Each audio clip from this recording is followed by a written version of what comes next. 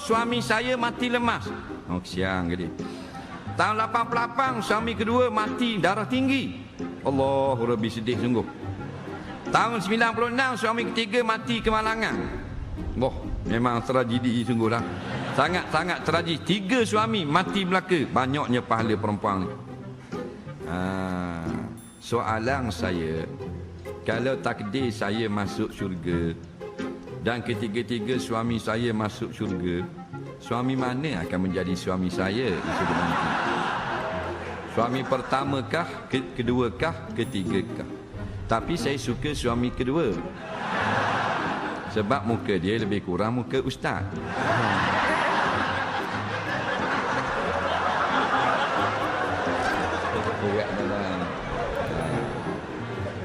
Mu cari pasal ni.